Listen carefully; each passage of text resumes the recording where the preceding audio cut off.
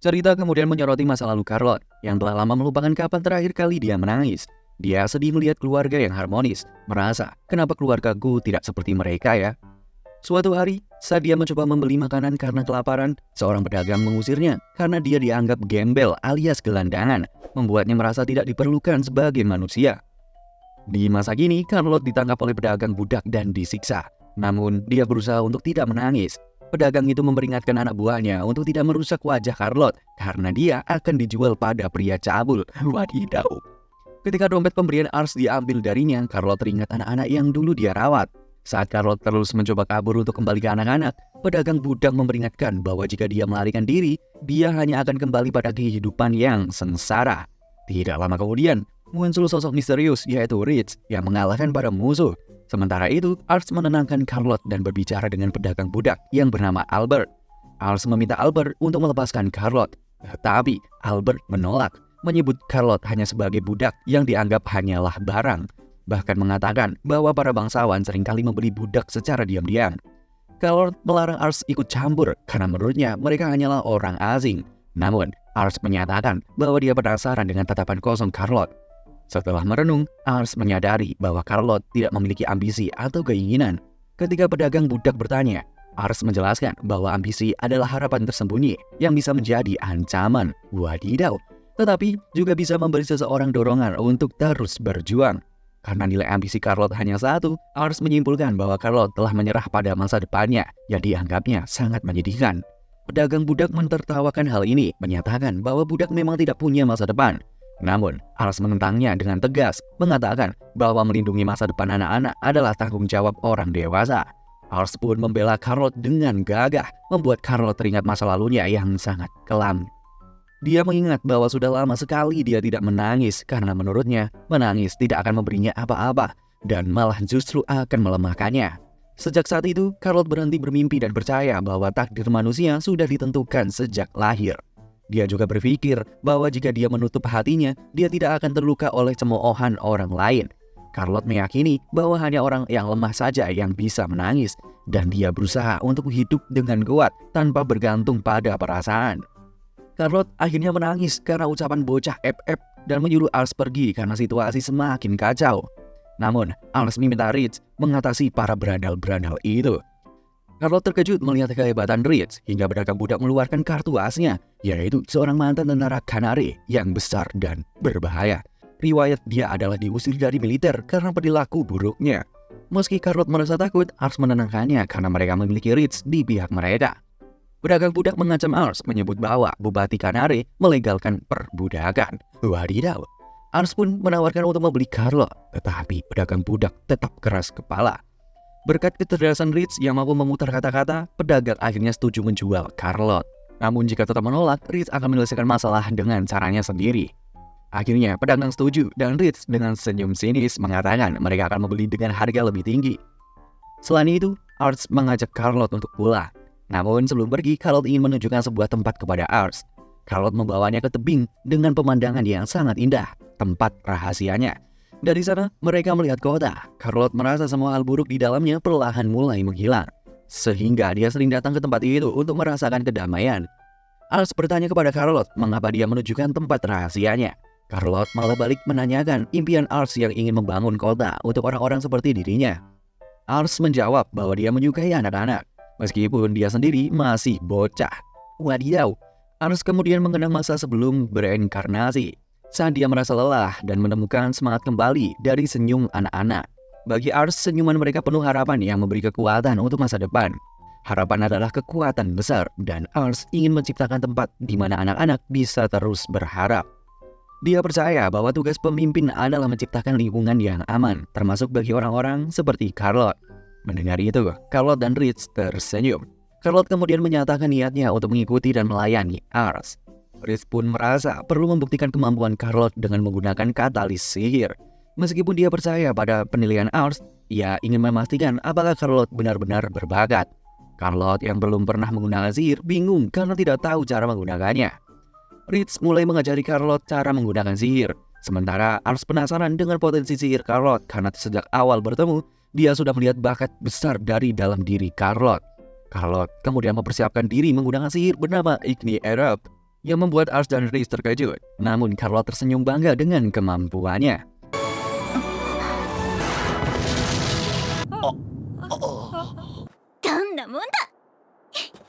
Rhys mengakui bakat Charlotte yang sangat luar biasa. Dan Charlotte lalu bertanya apakah dia akan mendapatkan tempat tinggal dan makanan sebagai pengikut Ars. Ars menjawab dengan tegas bahwa dia akan memberikannya, bahkan akan menggajinya. Charlotte pun meminta agar gajinya diberikan kepada anak-anak yang selalu dia rawat, karena tanpa dirinya mereka mungkin akan kesulitan. Ars menyatakan tidak sabar melihat masa depan Charlotte, dan Charlotte berjanji akan berusaha keras demi mewujudkan impian Ars. Dia juga meminta maaf atas insiden sebelumnya ketika dia mencoba mencopet dompet Ars. Saat mereka hendak kembali, Charlotte merasa terkejut bahwa saat ini dia menjadi pengikut seseorang yang lebih muda darinya. Meskipun dia dan Rhys setuju bahwa masa depan sebenarnya ada di tangan Ars. Sebelum kembali ke kediaman Lovern, Charlotte berpamitan dengan anak-anak yang ada di sana. Sementara itu, Ars merenung meskipun dia memiliki pengikut yang bisa diandalkan, dirinya sendiri masihlah bocah yang akan menjadi pemimpin mereka di masa depan. Namun, Ars berjanji akan bekerja keras untuk mewujudkan kota impiannya. Sesampainya di kediaman, ayah Ars melarang wanita ikut bertempur. Ars pun meminta Charlotte menunjukkan kekuatannya. Dan setelah itu, sang ayah dengan lucunya langsung menerimanya. Yoroshiku tanomu. Beberapa tahun berlalu, tepatnya di tahun 206 kalender Sumer 4. Ars menyebut ayahnya yang baru kembali dari peperangan akibat sengketa di provinsi Sage. Meskipun sering dikirim berperang, pasukan kembali dengan wajah ceria karena mereka menang telak. Raven, ayah Ars, menambahkan bahwa bintang utama dalam perang kali ini adalah sang putri. Sudah 3 tahun sejak Charlotte bergabung dan kini dia sudah tumbuh dewasa. Bahkan menjadi sosok yang kuat dan sedikit tobat brutal. Diceritakan bahwa kemunculan Charlotte di medan perang dianggap seperti komet. Dengan cepat menjadi prajurit sihir paling ditakuti dan dijuluki Putri Api Loven. Berkat Charlotte, keluarga Loven kini memiliki banyak penyihir berbakat. Perubahan drastis yang tidak diprediksi Ars yang kini memahami betapa pentingnya kemampuan. Ars juga memiliki 2 adik kembar laki-laki dan perempuan yang menurutnya memiliki potensi besar untuk mendukung keluarga Loven di masa depan. Tidak lama, Rhys membawa kabar baik tentang keluarga pemburu baru di Ramberg dengan 2 saudara yang berbakat dan berpotensi menjadi prajurit. Ars dan 2 pengikutnya melihat langsung kemampuan memanah mereka yang luar biasa. Dan Ars kemudian pergi ke rumah keluarga pemburu itu, disuguhi makanan, dan menyatakan niatnya merekrut kedua saudara tersebut menjadi prajurit karena bakat mereka di militer. Rhys pun meyakinkan bahwa penilaian Ars sangat tepat. Ayah kedua bersaudara sangat senang karena anak-anaknya bisa menjadi prajurit, sebuah impian bagi mereka. Dia kagum kepada Ars yang dianggap bisa diandalkan, berbeda dengan anak bungsunya, yaitu Roselle, yang dinilai kurang kompeten. Ketika Roselle terlihat tidak sopan kepada Ars, sang ayah memarahinya dan menyuruhnya untuk memperkenalkan diri.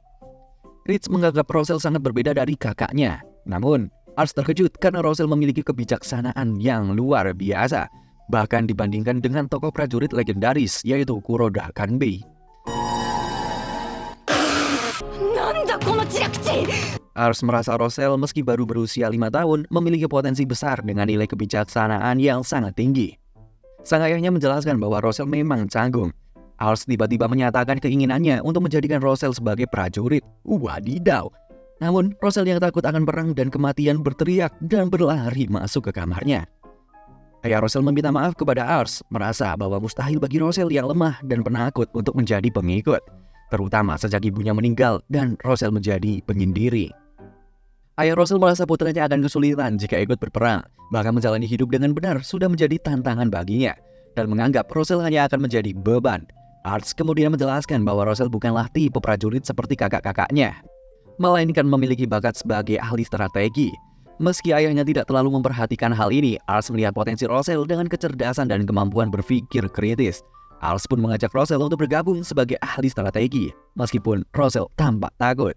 Saat Ars melihat Roselle gemar membaca, dia bertanya tentang buku yang dimiliki oleh Roselle, yang ternyata satu-satunya buku pemberian ibunya. Roselle mengakui bahwa dia merasa tidak kompeten dalam segala hal, namun buku membantunya melupakan segalanya. Ars lalu mengajak Roselle ke perpustakaan keluarga Loven yang menarik perhatian Roselle.